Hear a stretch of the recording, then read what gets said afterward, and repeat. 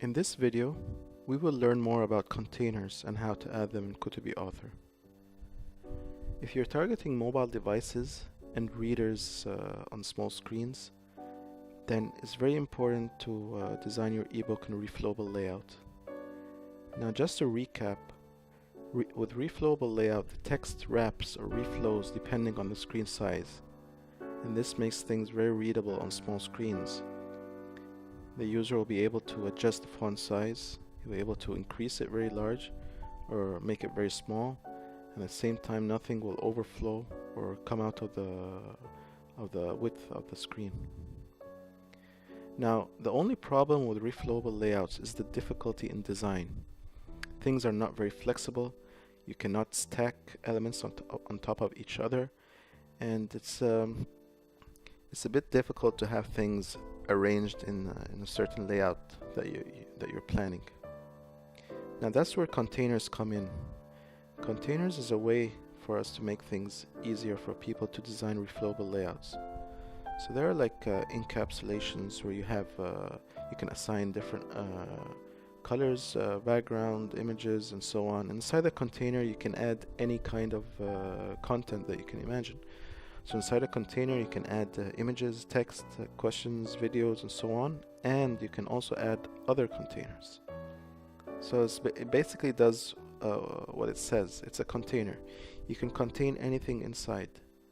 And with this simple tool you can achieve a lot. So let's look at an example. From a blank book, we're going to select a reflowable layout chapter and click on the container tool. Okay, so we'll go through the different options quickly. From the container type, you can set from two options. You can have the container expand vertically depending on the amount of content inside the container, or you can have it fixed to a certain height, and if the content exceeds the height, then a scroll bar will appear. So we'll leave it on expand vertically. You can set the dimensions from here, or you can do it visually. It's up to you. You can have text wrapping so that the container text outside the container will wrap around it, and the container will not consume an entire line. You can have a margin around the container.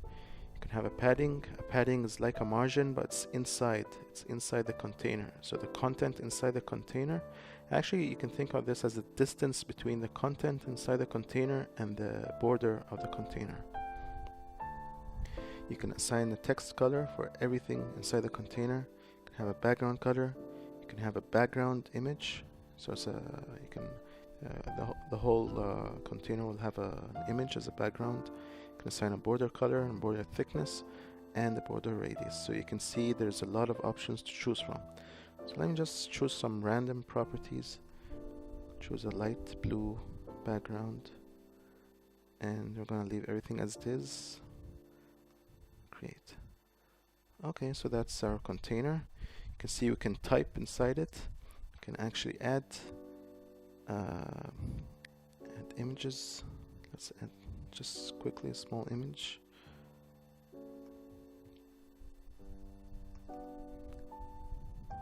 Okay, we have a picture of an elephant.